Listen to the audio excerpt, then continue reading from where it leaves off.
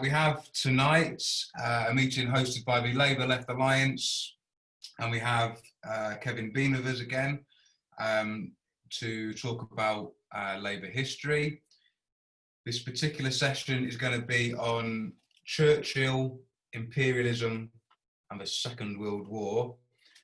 Kevin will speak for about half an hour, after which, if you want to speak, if you raise your hand, I'll make you into a panelist, which it may disrupt your connection for a couple of minutes, but or a couple of seconds, but don't worry too much about that.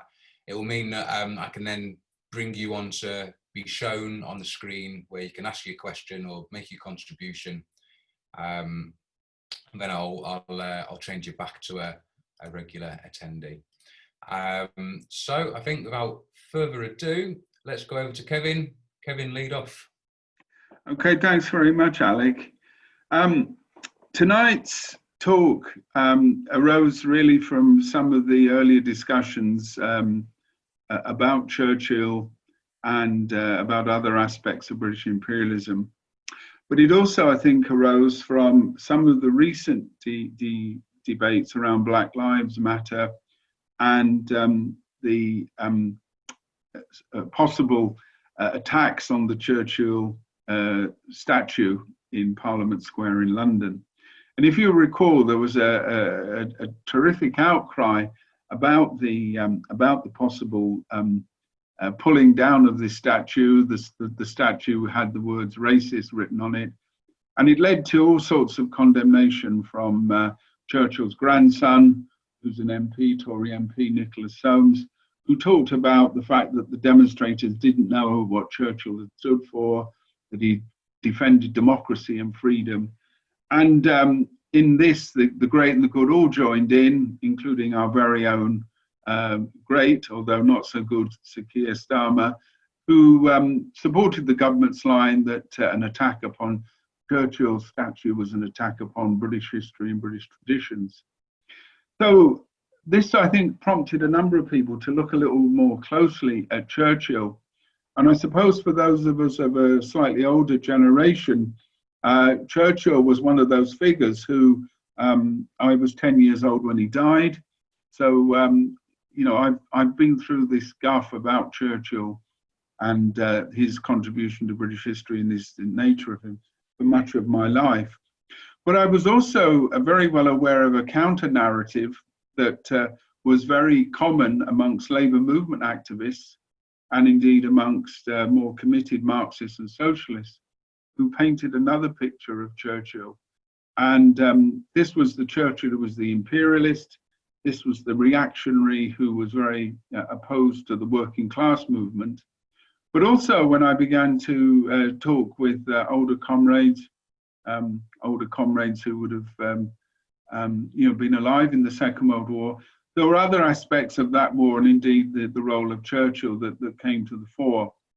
So there is seemingly a consensus in Britain that Churchill is a great hero. Just a little quote here from, I just was doing some research for the talk, and Mervyn King, the governor of the Bank of England, when it was decided that they wanted some new banknotes and they put Winston Churchill on them, Mervyn King said, "Winston Churchill holds a special place in the affections of our nation." And he talked about his indefatigable energy, courage, eloquence, wit, and public service, which are an inspiration to us all.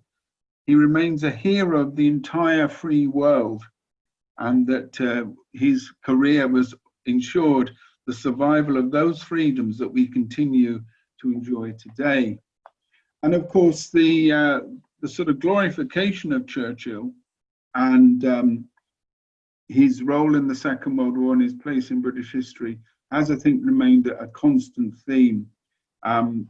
He's particularly revered, I think, in American right-wing circles, and indeed his mother was American, so in that sense he seems to sort of straddle both countries. But I think there's something else behind the Churchill myth that we need to look at. And that's why I entitled the talk Churchill, Imperialism and the Second World War, because the the aim was to try to bring together the three things and try to get us to understand not only what Churchill's importance was historically, but also about the nature of the Second World War, and I think the particular place it still holds in British society and British life. Now, it's very easy with Winston Churchill to whitewash his career, and that's what's often is done. Keir Starmer joined in that, Boris Johnson, who's written on Churchill and who possibly feels himself the modern embodiment of the great man, has done the same. But of course, as socialists, we need to look at another side of Winston Churchill. And there are two sides to Churchill. There's the Churchill at home, as it were, and then there's Churchill the imperialist. Churchill was probably one of the most consistently anti-working class and anti-labor movement politicians in the 20th century. And there's quite a group to choose from there, but I would probably put him, in the top league for that. He's best well known in South Wales and indeed in the labour movement for his role as Home Secretary during the strike wave before the First World War, his sending in of troops into Pendy in South Wales, and indeed his consistently reactionary approach towards trade unions and working class struggle. In the 1926 general strike, he was the editor of the British Gazette.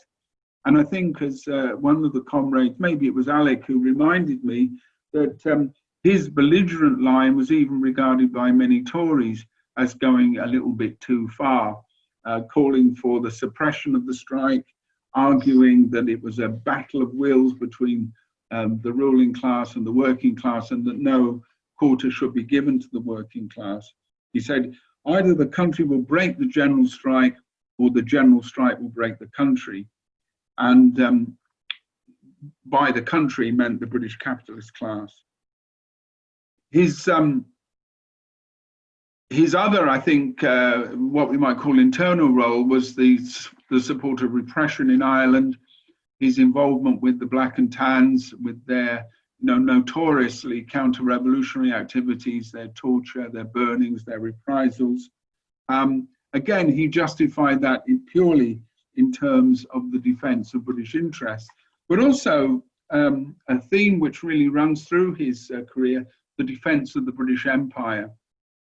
Because Churchill was a committed defender of that empire. One of the things that we often forget when we talk about Britain and the Second World War is that Britain was the British Empire. And although the cartoons and indeed the mythology of Britain standing alone very strong, in effect, Britain represented about a quarter of the world's population, about a quarter of the land area. So in many ways, it was the Nazis in that war who were, who were standing alone. It was an empire that was confronting another empire. And much of Churchill's politics were centered around that idea of empire. They were also centered around the ideas of racism and imperialism, and indeed other offshoots of those ideologies that were very common throughout ruling classes in the early 20th century. And indeed, it's something that I used to do when I taught this with students, was to give a selection of quotations from various leaders of this period and ask them to put a name to the quotation. And inevitably, the quotations from Churchill were always identified as coming from Adolf Hitler. His support for eugenics, his views on the racial inferiority of non-European races, indeed his division of the world into a form of racial hierarchy, and his support for ideas of social Darwinism put him very much in the same sort of frame as those people on the far right. Hitler and takes that form of so-called scientific racism to its furthest extent, but Churchill is not far removed in terms of scientific racism and indeed racial hierarchies in that way. It's probably in his attitude towards the Bolshevik Revolution, and indeed in his attitude towards the involvement of Jewish people in the communist movement, where we see the intersections of those things. Churchill is anti-Semitic in the way that many members of the ruling class were at that time. And indeed, one of the justifications that people like Nicholas Soames use is that Churchill was, quote, a man of his time. In other words, everybody was like that. In the famous phrase, in Clubland, everybody was an anti-Semite. Well, Clubland was a small elite group of people. Those of you who are fond of the novels of P.G. Wodehouse will know about the exploits of Bertie Wooster. That's Clubland. It's the ruling class in the elite gentlemen's clubs. Everybody didn't think like that. These ideas of racism, of racial superiority, and indeed of imperialism were being challenged not only in the colonies, but also, more importantly, here in Britain. Anti-imperialism and opposition to that empire was growing. So the argument that Churchill was just a man of his time doesn't really hold water. There were millions of people throughout the world struggling against empire, struggling against those forms of racial and economic oppression. And Churchill was very clearly on the other side in that. His descriptions of an international Jewish conspiracy, the idea that Bolshevism had been sort of got up by a group of Jews, all sound very familiar in terms of the racists and fascists of Europe. But it was more than that, I think, that Churchill saw those sorts of movements as a possible bulwark against revolution.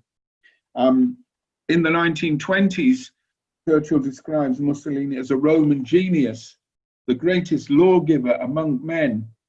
If I'd been an Italian, I would have been entirely with you from the beginning to the end of your victories, to the end of your victorious struggle against the bestial appetites and passions of Leninism. And then, of course, he wrote in 1935 about Hitler that he hoped we should find a champion as indomitable to restore our courage and lead us back to our place among the nations. I wonder who he was thinking about there.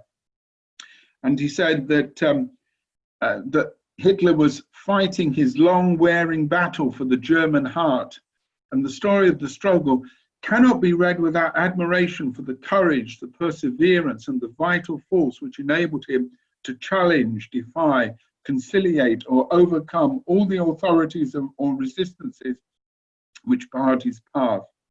And I think that argument about his view of those regimes leads us on to perhaps a fuller understanding of how capitalist politicians like Churchill saw the world, and indeed saw the situation in the 1930s and 1940s. One of our difficulties in trying to make a clear appreciation of this is, I think, the power and the dominance of the ideology that the Second World War, and indeed Winston Churchill, constitutes a sort of qualitatively different war. You may recall that a few years ago we had a series of events to commemorate the First World War, 2014 to 2018. And there were attempts, I remember Michael Gove in particular, trying to argue that the First World War was a good war, and arguing that it had preserved freedom and democracy, and that democratic Britain was taking on militaristic Germany.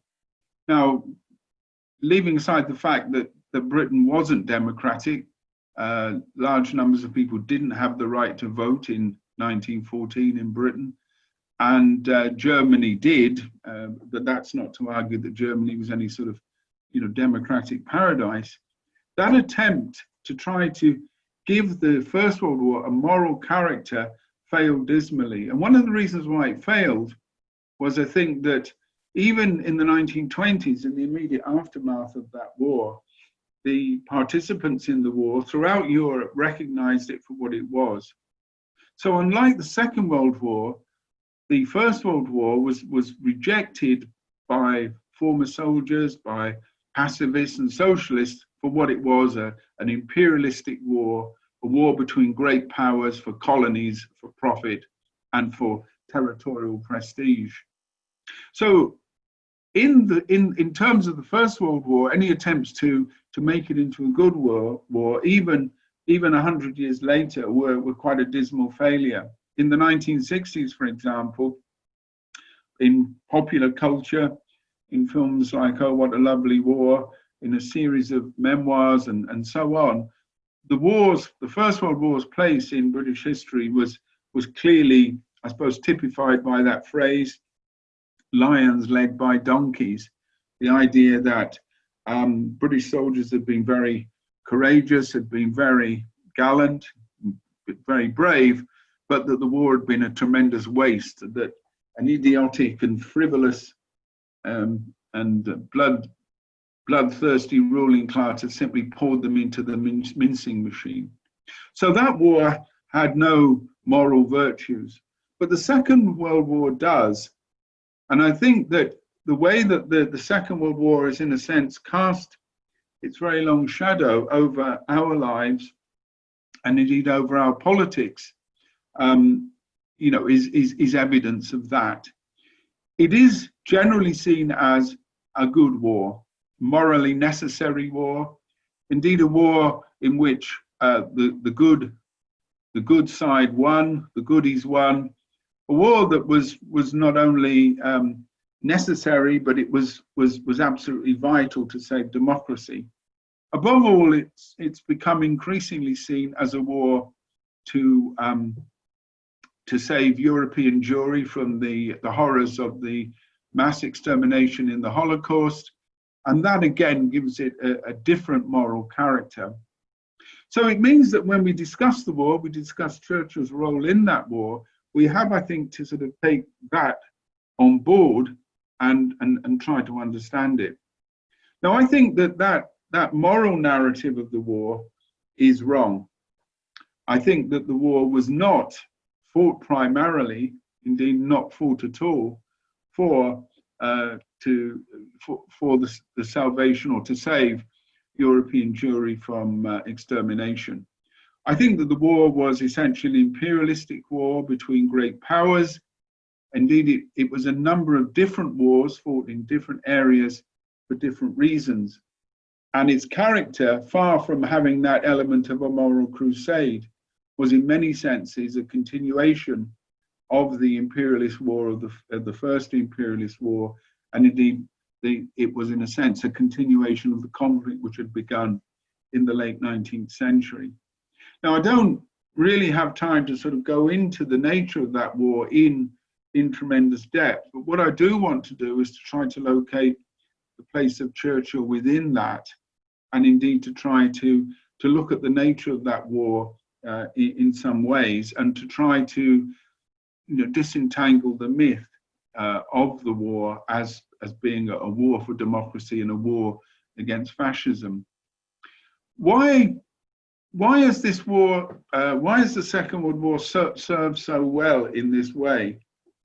Well, I think that it's very clear that the war does have a different character from the First World War. It's an imperialist war.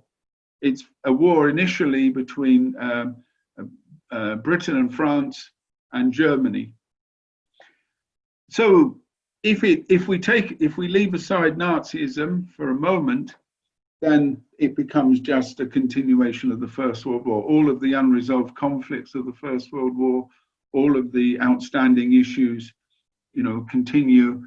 And so it's almost like the second round. We've had the first, which results in a German defeat.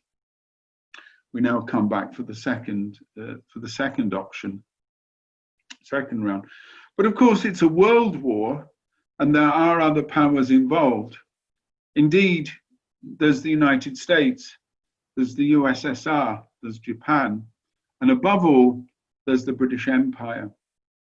So this is a war, I think, around empires. It's a war around domination of the world. It's also a war in which the two big powers who are looking in many senses, are the arbiters of that war.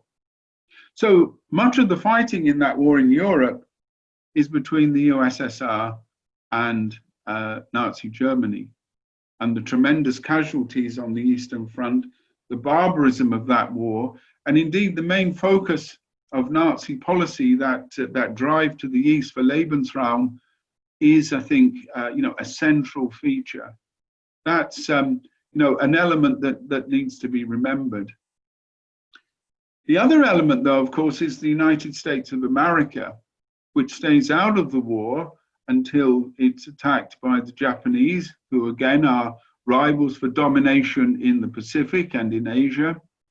But the United States also has another function in that war, which is to assert its domination, and indeed to bring its power into play.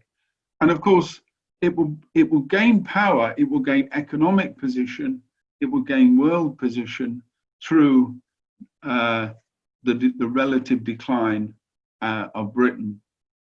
So this is a war in which not only is there a clear conflict between British imperialism and German imperialism, but there's also a clear tension between American aims and British aims. British aims are to shore up that empire, to maintain that empire. American aims are to extend their power. And indeed, much of the war, the Americans are, in their bargaining and indeed in their strategy, are playing something of a duplicitous role, in that they're certainly supporting Britain, they're certainly going to war with the Japanese, but their hope is that Britain will be weakened, enabling America to extend its influence, particularly into areas of the British Empire. But they're also, I think, hoping that the main war in continental Europe, at least up until 1944, to June 1944, between the Soviet Union and Nazi Germany, that will lead to the exhaustion of both powers, and that it will then be possible for America, with its increasingly junior partner of Britain, to come in and impose terms. So the debate about the Second Front, the Soviet demands for the Second Front to be opened, I think illustrate this sort of standing back, and indeed the way that British interests start to diverge from those of the United States. So we have then, on that level, a very clear sort of imperialist great power war. But the war, of course, isn't remembered in that way. And indeed, in many ways, its character isn't entirely that of an imperialist war, certainly to many people who participate in it. And that, I think, comes from a number of forces and a number of themes.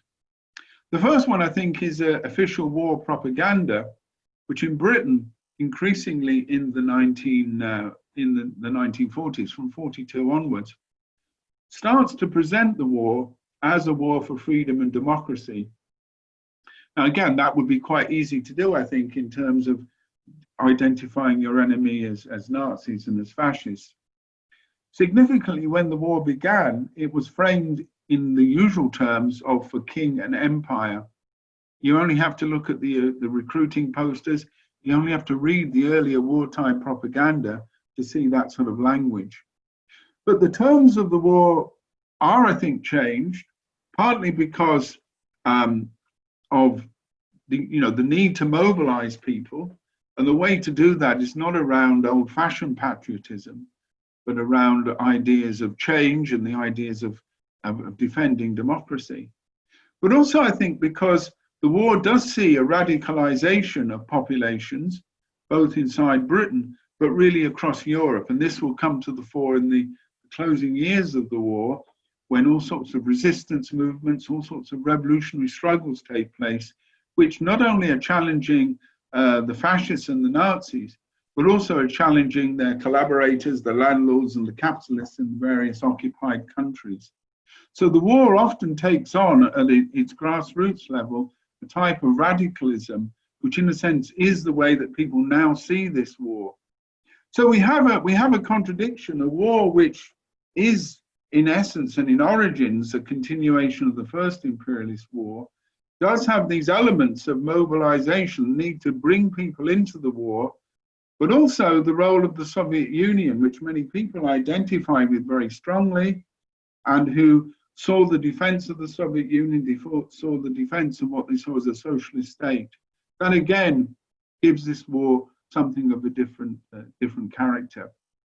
The element that does also start to emerge towards the end of the war, and I emphasize towards the end, is of course the idea that the war is being fought against fascism and against the horrors of fascism, particularly the ill treatment of the Jewish population.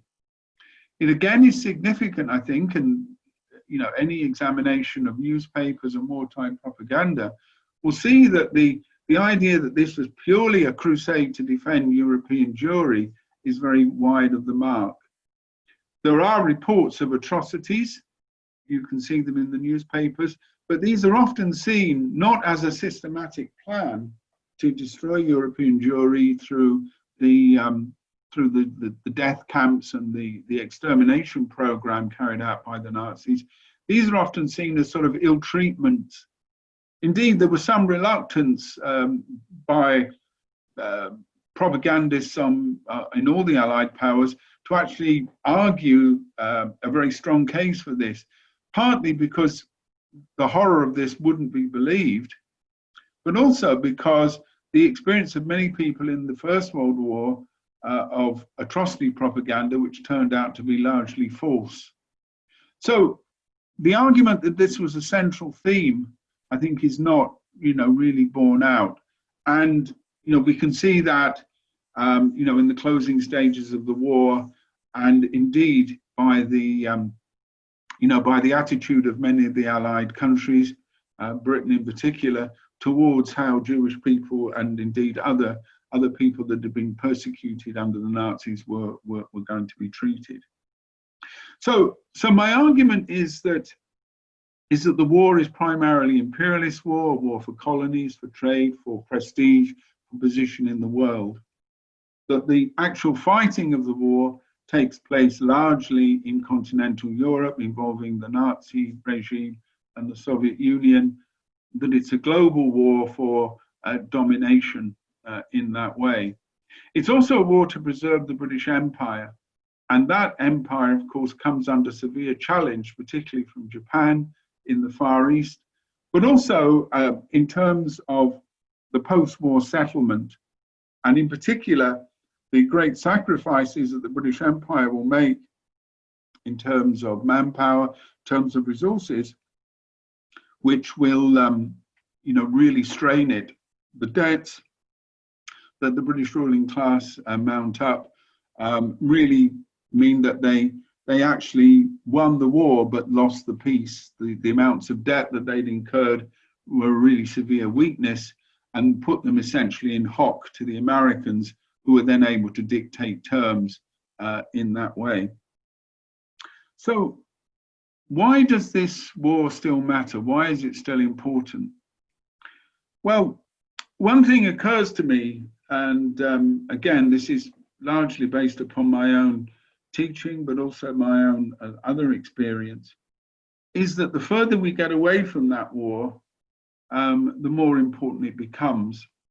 As I said earlier, I was born 10 years after it, and like many children of my generation, particularly boys, our comics, our films, our television programs were saturated with it. And older people talked about the war. It was ever present, and particularly the sort of town that I grew up in, it was ever present in that way. But in many ways, it's received, I think, a revival and indeed a greater emphasis from the 80s and the 90s. And I think it has become such because it is a moral narrative. It is in many ways a war which the British ruling class can feel good about. It can be used, I think, to give a moral narrative about the nature of Britain. And in particular, the way that this is a common narrative for the whole of British society. So that this is a time when the whole of Britain was united in a good fight. It rehabilitates the British Empire. The British Empire is very rarely mentioned in connection with the Second World War.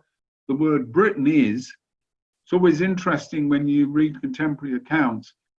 In preparation, I read the diaries of the Soviet ambassador to Britain, and he talks about Britain, but the British politicians that he's talking to always refer to the empire, and their focus is entirely on that.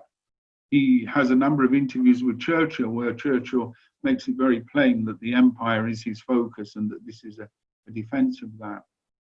But I think that this moral narrative that the Second World War represents has become a very important part of official ideology in Britain.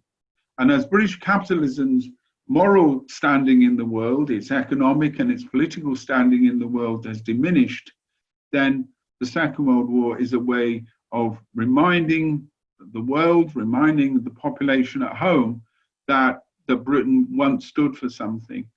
And also, I suppose, it's a way of rehabilitating many aspects of capitalism.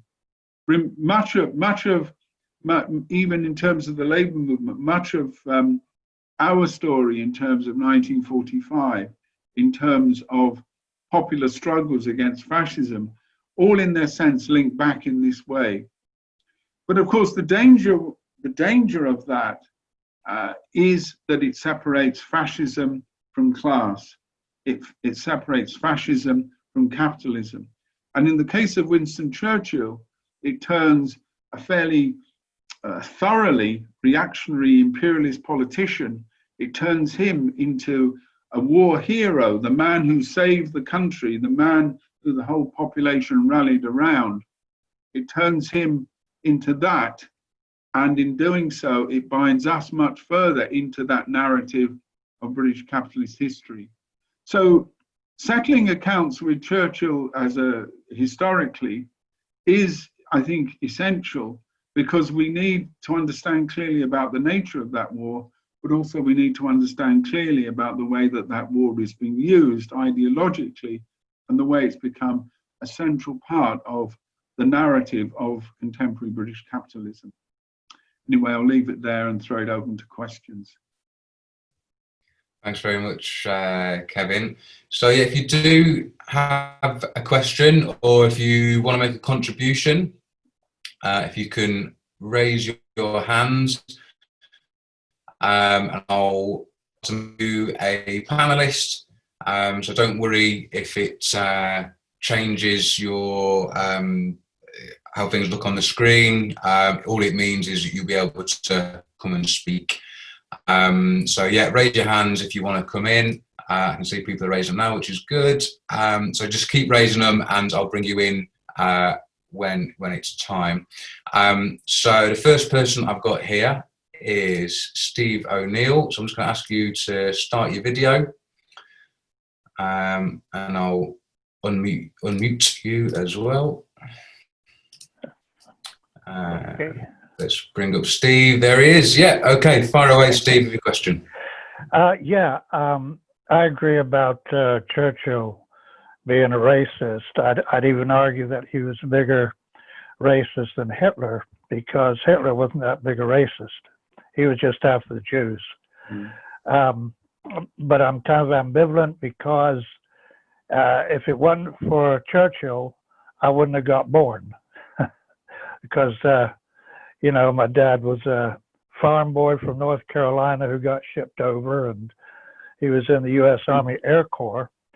But I'd also like to point out that there were plenty of conservatives who would have been very happy to have collaborated with Hitler. So, I'm talking lesser of the two evils here, but, I think on balance that we were better off having Churchill as prime minister than one of the would-be collaborators all I have to say. Thank you. Thanks, Steve. Okay, thanks very much, Steve. So yeah, if you did want to come in, if you want to raise your hands, I can bring you in. You can also ask questions via the Q&A. There's a screen that you can type into as well. Do you want to come back on that one, Kevin? Yeah, just while people are warming up. Yeah, yes, I think there are a lot of people, Steve, who would have been born or indeed not been born, if Churchill and others had not acted in particular ways. I think your point about racism is an interesting one. I tried to locate Churchill in a wider, sort of set of racist politics, particularly social Darwinism, and the idea of a Teutonic or an Aryan race. Churchill even uses that phraseology on occasions, and he does make a lot of play for this entity called the English-speaking peoples. He makes quite a big play towards the United States, and he makes a lot of emphasis of the close connections between Britain and America, the roots of the American state in British society and British history. So in that way, he is looking at the world, I think, through an imperialist and a racist lens, that the world is divided up into inferior and superior races, and that people like him are, part of that superior group. On the issue of the collaborators, I think you're quite right. I mean, one of the things that isn't always known is that not only were large numbers of conservatives in the 30s, active supporters of Germany as a bulwark against the Soviet Union, but also many of them were in those early period of the war were considering a separate peace and negotiation with Hitler, and indeed even when Churchill took over, there were a number of discussions in the cabinet about whether they should sue for a compromise peace.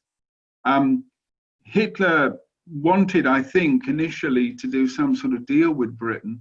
His focus always was more towards the east, particularly into the Soviet Union. And he would, I think, have been quite happy for some sort of division of the world between Britain and Germany, largely allowing the British Empire to remain. So in that sense, his racism was, as you say, it was targeted against the Jews, but also against other so-called racially inferior peoples in Poland and in the Ukraine and in Eastern Europe generally.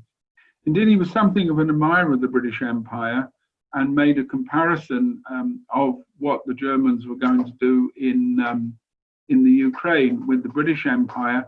And he also made a comparison with the American treatment of Native Americans.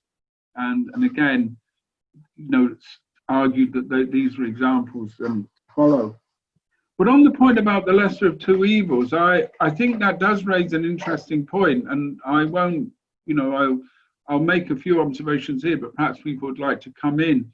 One of the problems that socialists had in that war was that if they did recognize it as an imperialist war, would they have taken the position, say, of anti-war socialists in the First World War and, decried it as an imperialist war and, argued that in the phrase of Karl Liebknecht, that the real enemy is at home and, carried out a struggle in that way?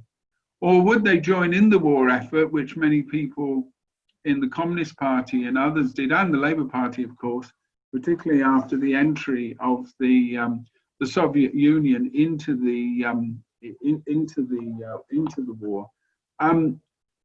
Another position, though, was, I suppose, whether to identify that the war against fascism was also a war against capitalism, and that, as you say, Steve, the British ruling class couldn't be trusted to fight that war, that like many of their comrades amongst the ruling classes of Europe, that when the Nazis turned up, they often collaborated. You know, they became quislings in the case of Norway, or you know, Pétainists in the case of France.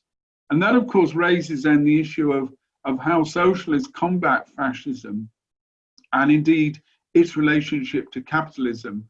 Because I think if we give this war a special character, and we say that our normal politics of class and so on are in a sense out of bounds here, then that does raise, I think, some quite important questions, indeed some quite serious questions. You know, in a way, we don't have to face questions like that now, but many socialists did at the time, and it led to, you know, lots of debates and discussions in the left movement, you know, amongst communists and socialists, you know, the left of the Labour Party and so on.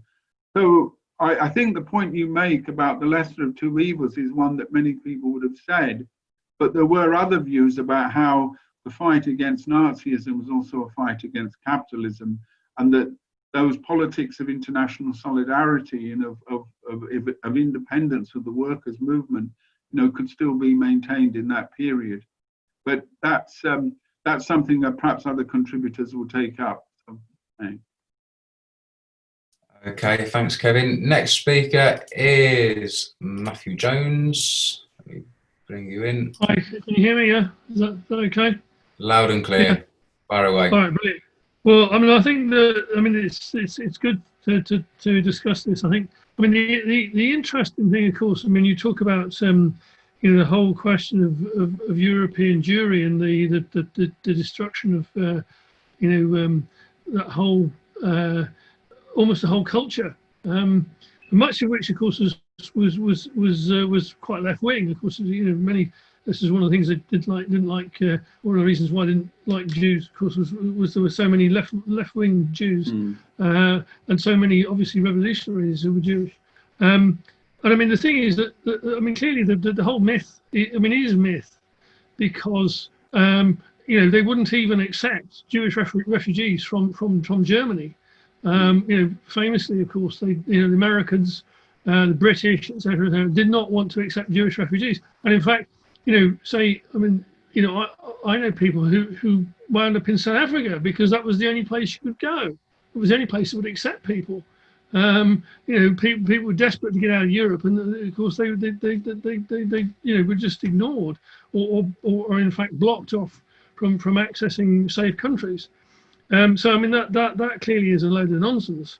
I think the other thing that's interesting, there's a couple of other things in terms of the effect on the British Empire, of course, was its dissolution. Which the thing was, of course, the relationship between Roosevelt as the president of the US and Churchill involved Churchill having to negotiate with Roosevelt the dissolution of the British Empire, which he did. And it was clearly the repositioning of Britain as a subordinate role to the US, which it has carried ever since. And we can see now, still with us, you know, that he was forced to do. You know, so I mean, given the fact how, you know, the sort of character he was, must have cost him enormously, but he could see no alternative. And you can see, you know, I mean, his whole, you know, the core of the British Empire is the hold on India, of course, which is the you know, the major source of actual, you know, was the most profitable bit of empire over centuries, and of course they had to give it up. The interesting thing is, of course, that I mean, Churchill himself, in the, you know, as a Tory and as somebody who, of course, hated trade unions and clearly was loathed by various sections of the population for his efforts to suppress the organisation of the working class, lost the 1945 election. However, when the Labour Party came in, of course, one of the things it did, and as it has said it continued its policy in 1924, which was, of course, to maintain the empire. It would not actually interfere with the empire, and included, of course, the whole business of you know, re-establishing the empire in many cases, in terms of, you know, actually reoccupying parts of the world they've been thrown out of, which also apply to the likes of France reoccupying Vietnam with the assistance of the Vietnamese Communist Party. Britain reoccupying parts of its empire being thrown out of, etc., etc. And then, of course, the whole partition of India, which the Labour Party was entirely responsible for, has never actually been held up for, really, as the political force responsible for the whole, murderous nature of the partition of India. So you can see, that of course, the whole myth around both Churchill and the Labour Party. I think the other thing, of course, is that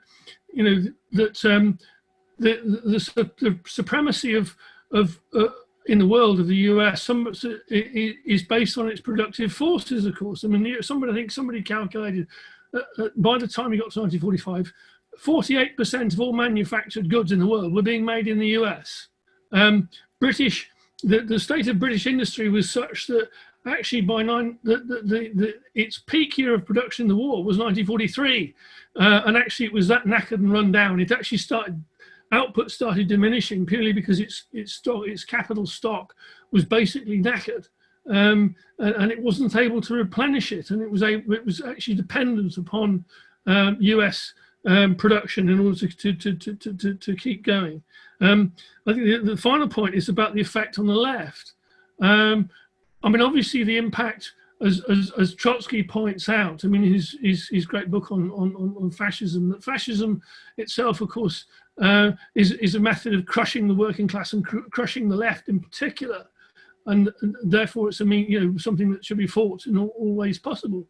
And it's the effect of, say, the crushing of the German left by the fascists, and then obviously the occupation of much of Europe, and the destruction of much of the left, a very large section of the left, in various ways, mostly being killed. Then of course, what you have is a situation where, in fact, of course, the dominant force in the left is Russian Stalinism. And this is then able to establish the Cold War system and essentially squeeze out to the margins most of the actual revolutionaries. I mean, many, of course, the Stalinist attitude towards those to its left, of course, was to kill them. It had a fairly common, it was a fairly common theme, between the fascists and the Stalinists. And this, of course, was conducted throughout Europe. I mean, even people who were formerly members of communist parties that Stalin didn't like the Polish Communist Party, were in serious danger whenever the Stalinists occupied any given area. Say that the guy who became the general secretary of the Communist Party later in the 50s, a guy called Gomulka, when he was in prison in Lvov, when the Ribbentrop Molotov-Ribbentrop Pact was carried out, he understood very well that if the NKVD could get hold of him, they would kill him. However, the Gestapo had no idea who he was, so he escaped to Nazi-occupied Poland and survived the war because, of course, obviously they didn't have a means of catching him. So it's that whole political overhang and that political method which then exists of the Cold War, and the destruction of say a whole set of politics, and it causes the situation in some ways that we're left with now. I mean, some of us had thought that with the fall of Stalinism in 1992, that we would see a resurgence of left-wing politics. However, we're still working on that. I think there's signs of it, but it's not there. So it does, as Kevin says, the whole thing does cast a very long shadow, and we're still living in it. Thanks.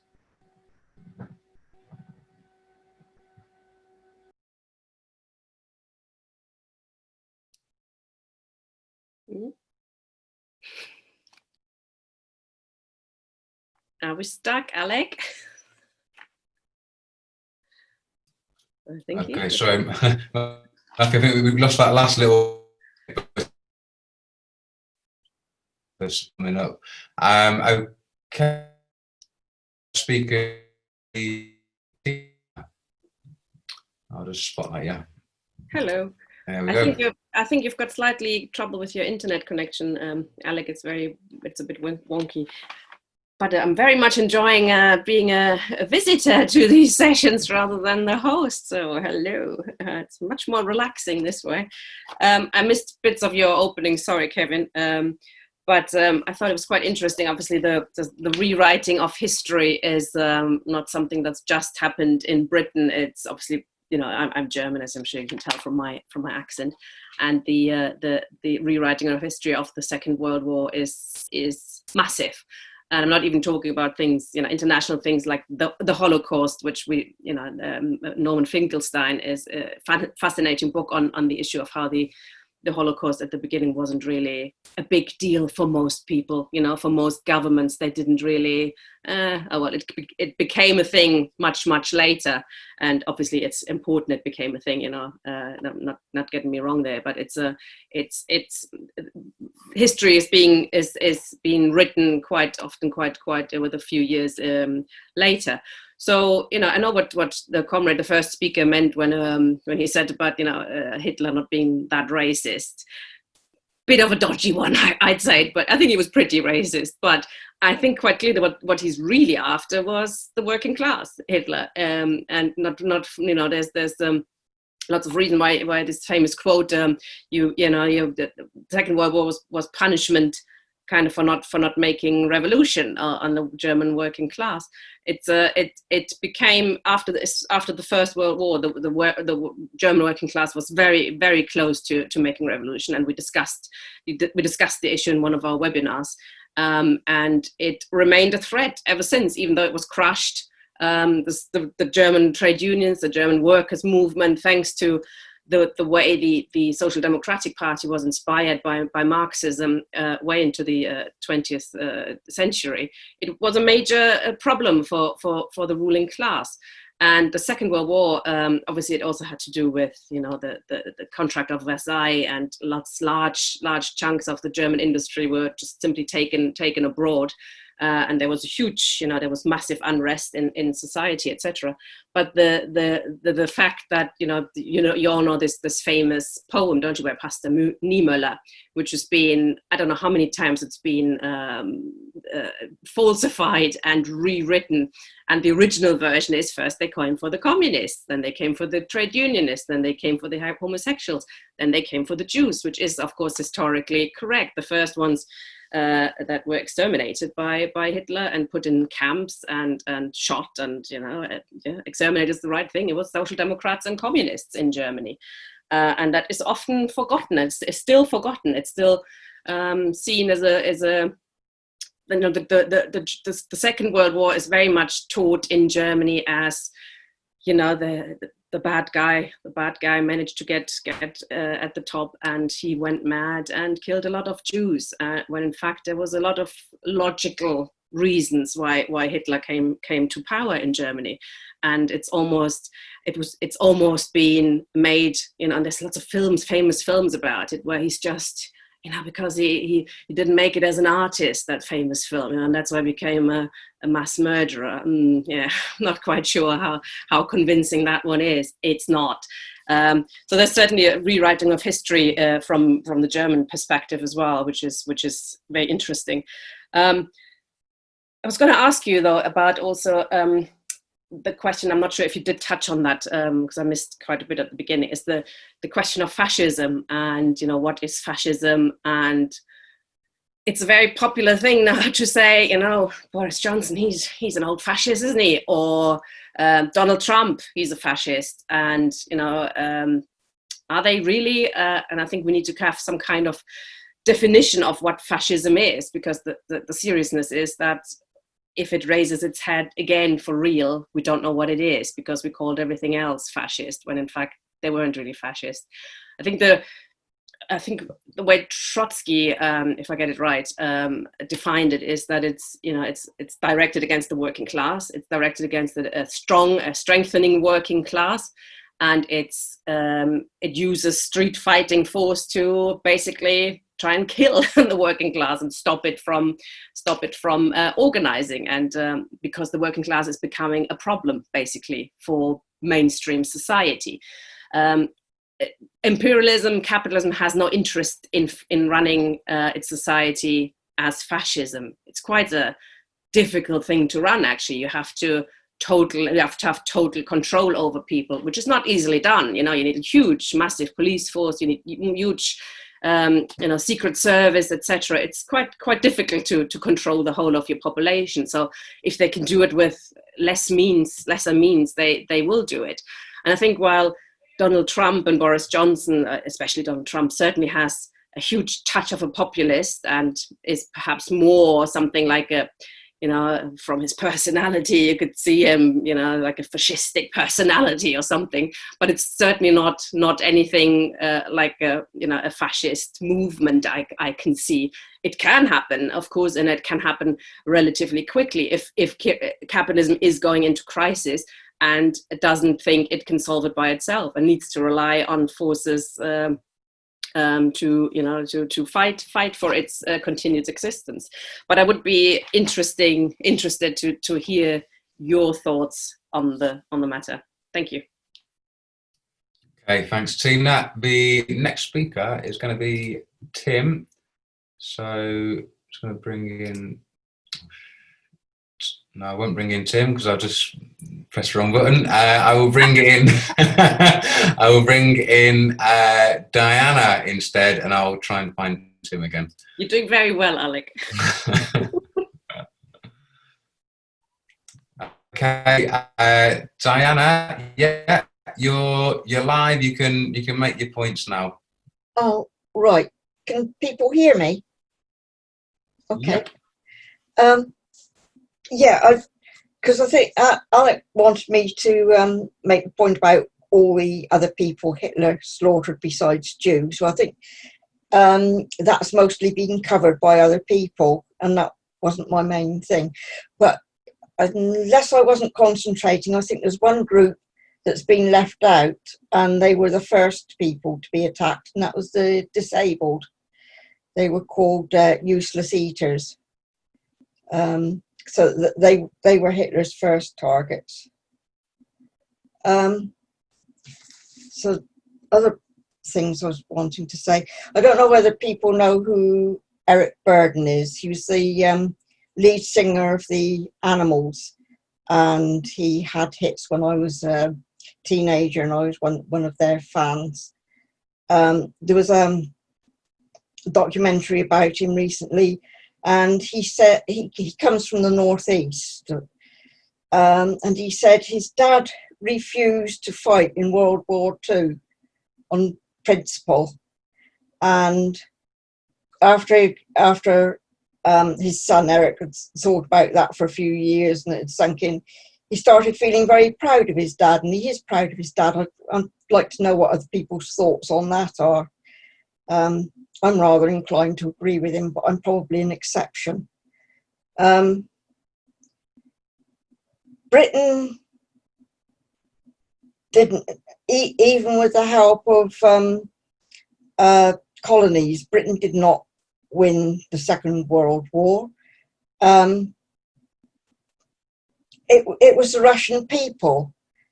Lots of British people were sort of brave and fought well and stuff. Won't deny that.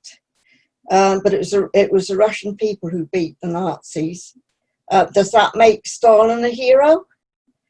And if Stalin isn't a hero, why should Churchill be considered a hero for what the British people did, and particularly for what the people in the colonies did when Churchill was actually attacking them and letting them starve by their millions. What else was there? I was wondering how much worse off we would be now if Nazi Germany had actually won. What difference would it have made? If you think about what happened in the aftermath of that war, the communists were the most effective fighters, the most dedicated fighters against the fascists. But once the Nazis were defeated, the Western allies turned against the communists who'd actually fought on their side, communists in Greece and communists in the colonies. So I don't know what differences that really made in the long term. I think that's. Although the other thing that really gets me is the US saying they were fighting against fascism, joining in the war, fighting against fascism. They had Jim Crow laws, and they actually were actually maltreating their own black GIs stationed in Britain. In fact, some of them even got murdered by the white GIs. So how could they regard themselves as champions of fighting against fascism? I think that's all I want to say. That's great. Thanks, Diana. Thanks for those points. The next speaker is going to be Tim this time. Let's see if we've got Tim. There he is. There's Tim. And let's unmute Tim. Hang on, I'll try again. Sorry, Tim, mate. I just need to unmute you. Just hold your. Right, done it. There he's sorted. Okay, fire away. Okay, can you hear me? Very well. Very good. Okay. Well, I didn't really want to speak at all, but I have thought of something slightly new to say, and that is that at the end of the war, 1945, of course, Italy had come out, been.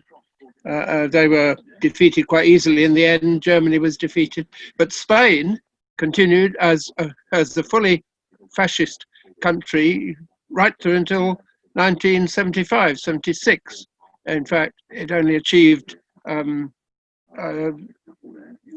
democracy as understood in the bourgeois world in 1978, I think it was. So that was all really. And of course, there were numerous other countries which were fascist during the war. I'm talking about Hungary and all the others, but these were, of course, just vassals of Germany. So maybe that's not so very important. But the war, the Second World War, was not just a war against Germany. It was a war against those various other countries as well, with the exception of Spain, of course, where it suited Churchill not to declare war on them because they were all right. Okay, that was all. Thank you. Bye. Thank you, Tim. Okay. So the next speaker was going to be Diana. Diana, if you can turn your video on, that'd be even better. Oh, right. Oh, sorry, hang on. No, we've been here before. Yeah, hang on a second. Sorry about that. Right. The next speaker is going to be Liv. I'm sorry, Liv. If I ask you to start your video now. Very good. Hi, can you hear me? We can now, yeah, super. Fire away. Okay. Yeah, the point I was just going to make was that it was the debt of 2 world wars that really brought an end to the British Empire. And it's interesting that when you look at empires, I mean, that is usually the case. It's once an empire overextends itself, it usually collapses under the weight of the debt that it builds up in fighting, wars. The other point that goes with that is the effect, of course, it had on the US and the fact that the US then became the world empire. The US, when if you think about it, from 1929, had a massive problem with its economy, and it struggled badly throughout the 1930s.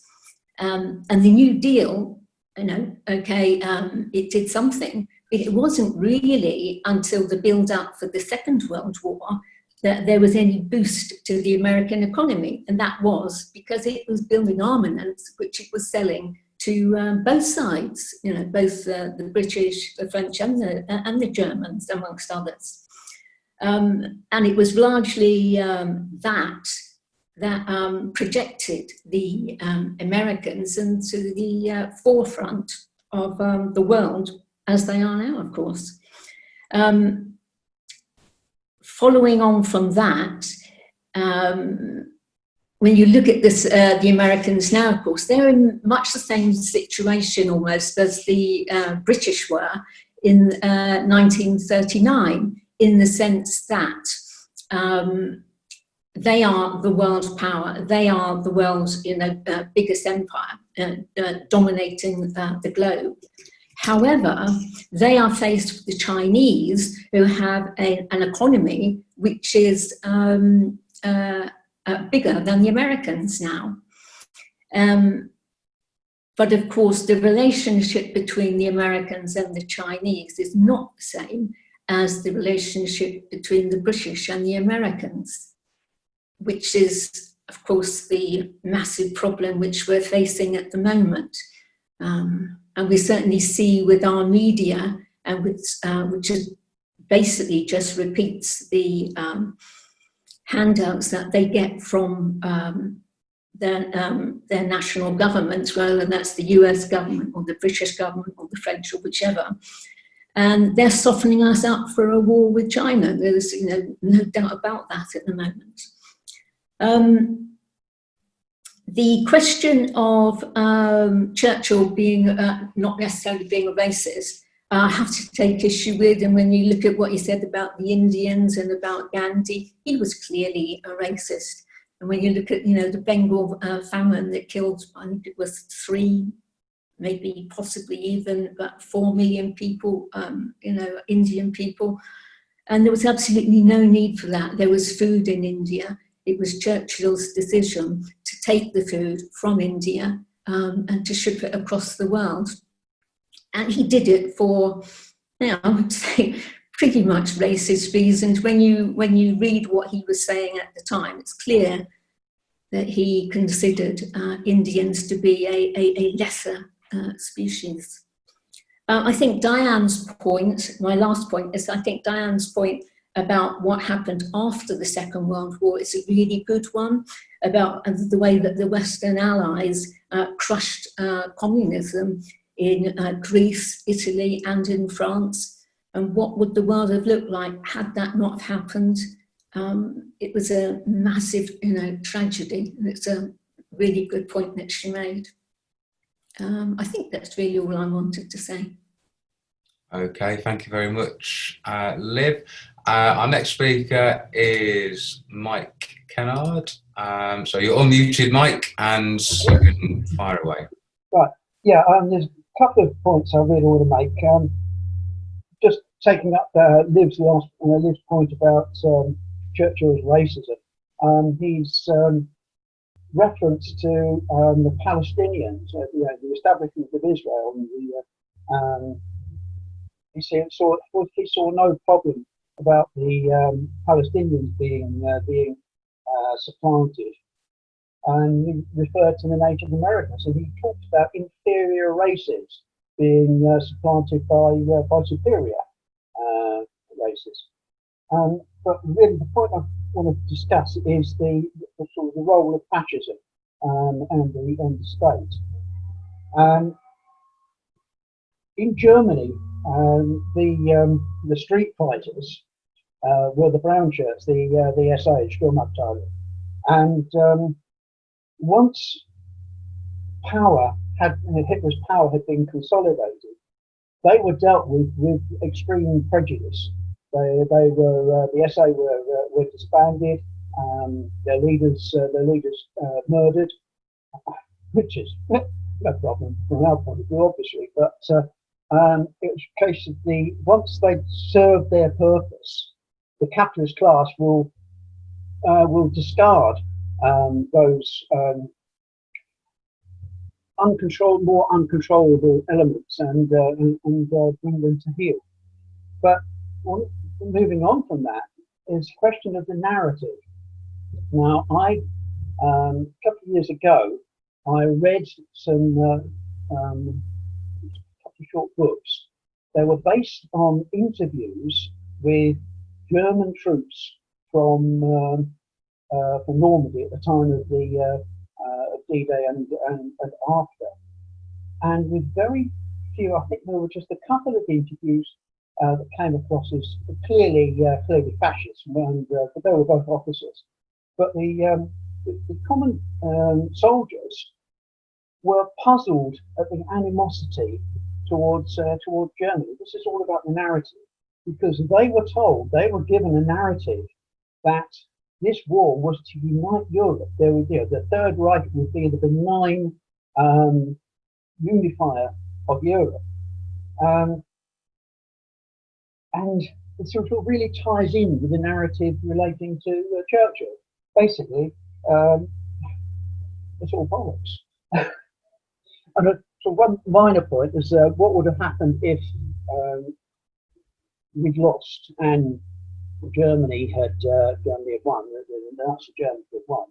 I wouldn't be here for a start, because my dad was an active trade unionist, and he was the secretary of the local Labour Party, and my mum was a trade unionist who led a strike at Shorts Aviation in the 1940s. So I don't think they would have survived. Thanks. Okay, thanks very much, Mike. Just a couple of things I wanted to say myself, actually. It's quite shocking when you read Churchill's quotes on things like race and empire, because when I was growing up, I had a certain admiration for Churchill in the sense of, oh, he's got these great witty retorts and, you know, his fantastic war speeches. What a hero, what a prime minister. But yeah, you read that stuff on race and it is quite shocking, the way that he is kind of taught in general establishment and what he actually was. And then when you read about how he treated working class people, his views on working class people, how he turned the troops on them, how he opposed the NHS being set up, all these kinds of things. And I think there's just been a complete rewriting of history in terms of what Churchill really stood for. And it's a rewriting that paints him in a very favourable light so far as the establishment are concerned. In terms of what Nazi Germany were about, and people have come in on the various groups that were murdered by that regime. And for me, the main point is that you cannot start with the mass murder of the Jewish population or the Roma population, etc. To do that, you have to first of all kill off any potential resistance to that happening. And one of the strongest forms of resistance is the trade union movement. At the time in Germany would have been the communist movement and the socialist movements. And so they had to go first to enable a type of society to be created where you could build mass murder factories. And if you go to Munich, I went there once to see Liverpool play Bayern Munich in the Champions League, which was a very good result for Liverpool. But after the match, in the days afterwards, I went to a little town called Dachau, which is just outside Munich. And Dachau was the kind of concentration camp that was built, which all the others ended up being kind of modelled on. It was one run by the SS. And when I was there, I learned about a German communist MP. I believe his name was Hans Bemmler. And apparently at the time he was like one of the leading communist MPs. And as soon as he was elected, pretty much in, I believe it was 1933, they were allowed to go underground. They were hunted down by the Nazi secret police. And he was then brought into Dachau and tortured. He was tortured so bad that they would leave a noose, a rope, in his cell. and basically encourage him to use it. But he's an interesting guy because he actually managed to escape Dachau and write an account in about, must have been 1933, 1934. So it's quite a good while before the World War happened. This guy wrote an actual account of what was happening in those camps.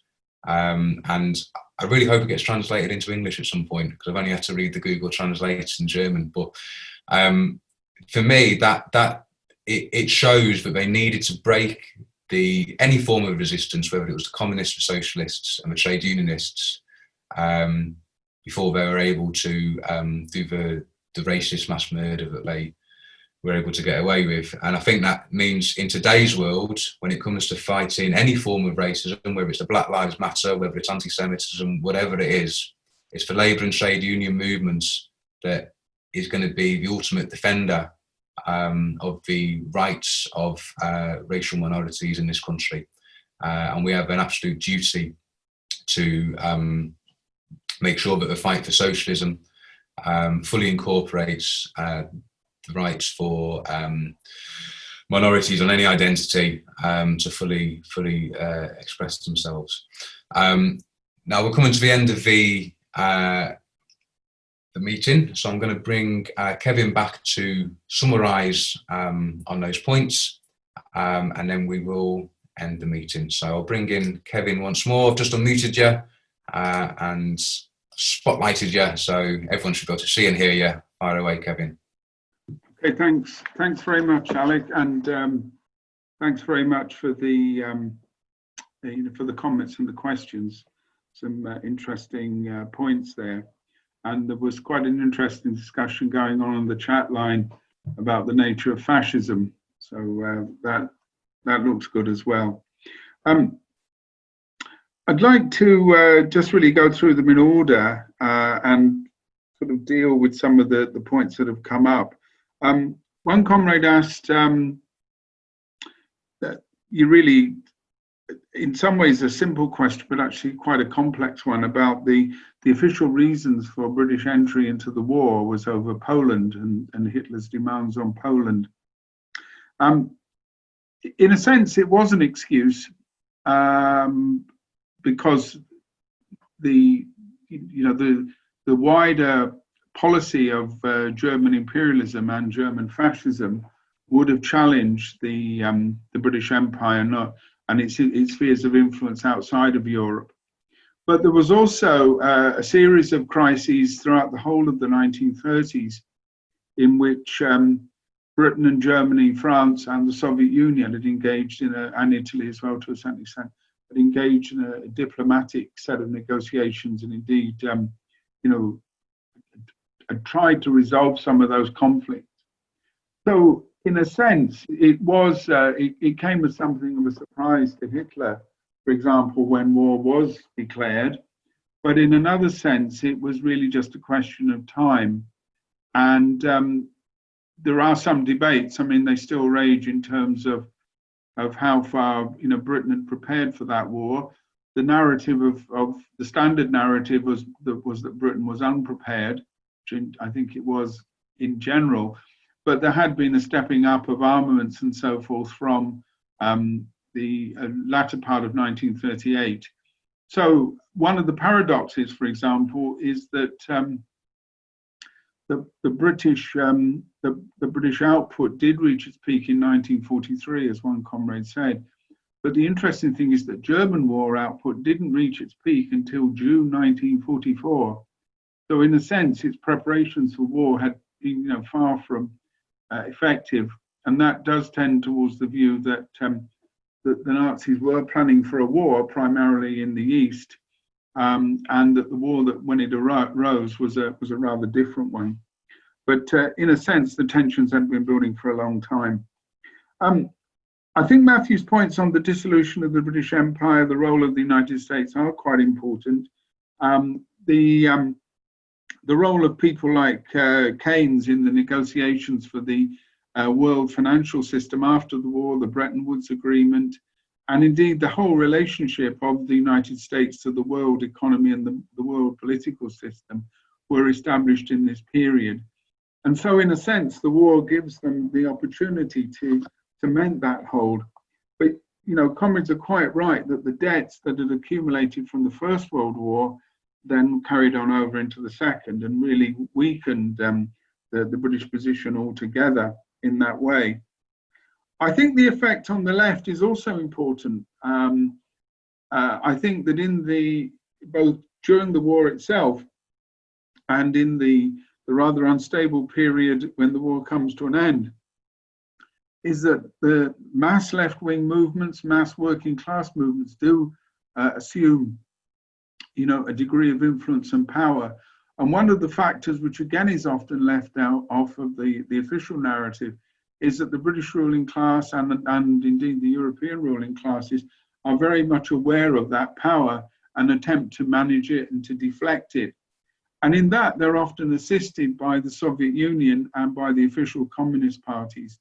And the example of Greece, the Italian partisans are good examples of that.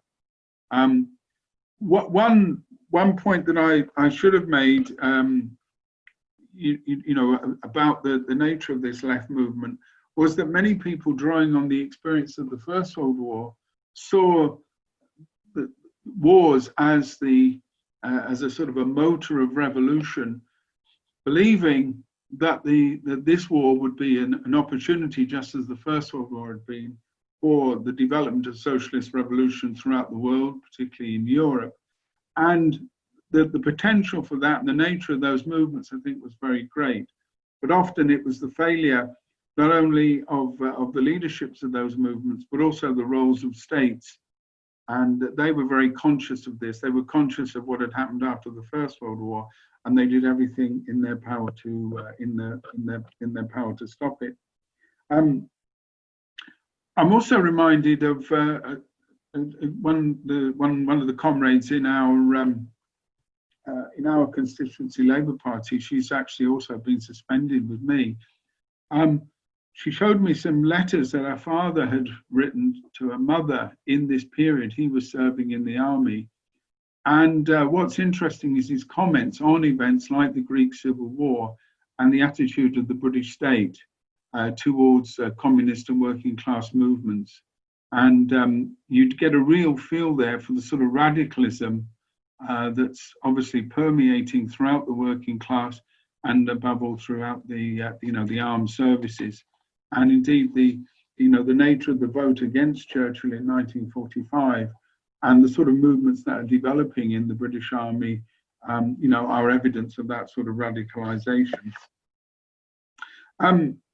Liv, I was quite interested in your sort of references there to today, and in particular the relationship between China and the United States and the comparisons. I think that there are comparisons, and indeed one of the reasons why I like to make those comparisons is to try and take away from the Second World War its sort of exceptional character. Tina referred in her contribution to the way that Hitler's been presented, but the war is often seen almost as a sort of Gothic horror, that Hitler is a sort of demonic figure, sort of called up from the depths, who sort of stalks through the world like some terror, and therefore the normal laws of politics and the normal ways that we look at states and so on don't apply. There's a massive amount of literature on this topic, and this is particularly, I think, the case in Germany itself about the nature of that regime, and some of the discussions that are currently going on about the definition of fascism, I think, bring this to the fore. I think that there are similarities, and indeed there are similarities with every declining empire and every rising empire in world history, the so-called Thucydides pattern. Thucydides, the Greek historian who's writing about the relationship of Athens and Sparta in the period of the Peloponnesian Wars. Whether the United States is declining and is indeed in the same position as Britain, and therefore China is the new hegemon, I think is quite important to, to assess. I still have my doubts as to whether the United States has gone into a terminal decline. It's obviously in relative decline, but the question turns on whether China is in the position to overtake it. And that, I think, is a different discussion on the nature of China. But in making that comparison, I think you can then see a wider pattern of history of capitalist empires rising and falling, and indeed, the pattern of great power rivalries in that way. Tina, posed a very interesting question about the nature of fascism, and in particular the idea that before the Nazis could go on the rampage in Europe, they had to, in a sense, conquer power in Germany.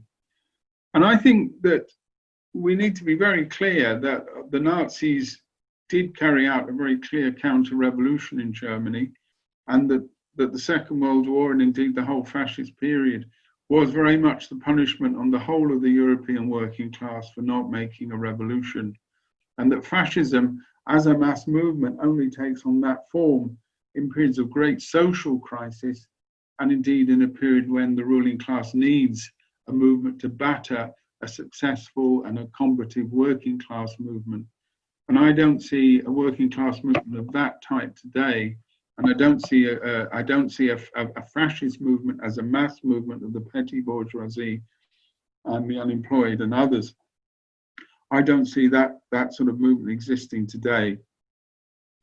Fascism also can enter into partnerships with the capitalist class, but sometimes it may even take policies that go further than the demands or the specific interests of the ruling class. And indeed, one of the points I think about the extermination program and the racial war that is fought is that although the German ruling class connived in that, many of them made profits from it, many of them certainly ignored what was going on. Probably their preferred form of expansion would have been rather different. In other words, in surrendering state power to the fascists, I think that they too unleashed a very unstable weapon, which shows the degree of crisis that state faced. So I think that the relationship between capitalism and fascism is a complex one, and indeed the sort of debates about it and about its relationship to the rest of German history, I think will continue. But my argument is it's essentially a mass movement, and it's one that only can achieve any form of relationship with the state when the working class is potentially revolutionary. And the same would be true, obviously, of Italy in 1922. I think that's very different from an authoritarian state. It's indeed very different from racist politics in that way. One of the questions that came up as well was on the, what would have happened sort of question. There's endless speculation on this. And indeed, what you often get is a sort of idea that a Nazi victory would have led to us all speaking German, and that we would have all become Nazis. I mean, possibly we can't possibly know. But I think Mike Kennard's point about the sort of people who wouldn't be around is a valid one. Those of us who come from labour movement families would obviously, the labour movement would have got it in the neck. But I don't think it would have been the Einsatzgruppen that would have turned up in the Medway towns. I think it would have been our local collaborators who would have done that. And the evidence from Europe is that there were plenty of them. There were plenty of right-wingers, there were plenty of conservatives who would have seen a Nazi victory as an opportunity. Really at the top of the British ruling class, there were conservative MPs and a whole number of people who would have acted as willing collaborators. And Britain probably would have retained a sort of nominal independence. It would have kept large parts of its empire intact. And it probably would have introduced racial laws. it probably would have instituted effectively a one-party state, and it would have Nazified in that sense. But that, in a way, points to the nature of its relationship to capitalism, that Nazism relationship to capitalism is the key point. I'd like to just sort of conclude on one point that Alec made about the rewriting of history, and also one that Mike Kennard made about German soldiers who saw themselves as defending the new order. I attended an online talk a couple of weeks ago given by an American who'd done some research on resistance movements inside the German army and indeed inside Germany. And he particularly talked about a group of people in the Wehrmacht in France, one in particular, Martin Monat, and he's written a book on him. So if you just do a search on that, and he established a group called Workers and Soldiers, and this group published newspapers and carried out agitation.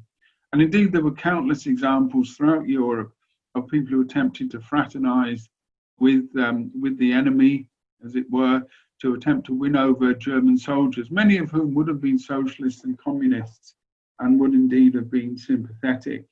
So I think what this shows, I think, and what movements like this show, is that resistance can be built, and there's, the victory of fascism is not either inevitable or permanent, and that again depends on the working class movement, on us building up, a coherent, self-conscious working class movement that can not only can defeat fascism should it arise, but also can confront capitalism, because in a sense the two are interlinked. And in that way, thank you, Matthew. Yeah, and in that way, I think the lessons of this period are that bourgeois politicians will ultimately side with capitalism, and that in the case of Churchill, the reality of his imperialism, of his racism, and indeed of his commitment to the empire, illustrates that. So a thorough understanding of Churchill as a politician, but perhaps more importantly, a better understanding of his system is essential here. And so discussions like this are vital, not only to understand the history, but to also understand how that history is being rewritten and constantly being quite deliberately distorted, not just simply to make British capitalists feel good about themselves, but to make us feel that we're part of this society, and that in a sense we're all in it together, and that wartime spirit, that blitz spirit, that keep calm and carry on, isn't just a joke, it's a sort of deep ideology. And that ideology, like other capitalist ideologies, has to be confronted and defeated if we're to develop socialist politics in Britain. Thank you, comrades. All right, thank you, Kevin.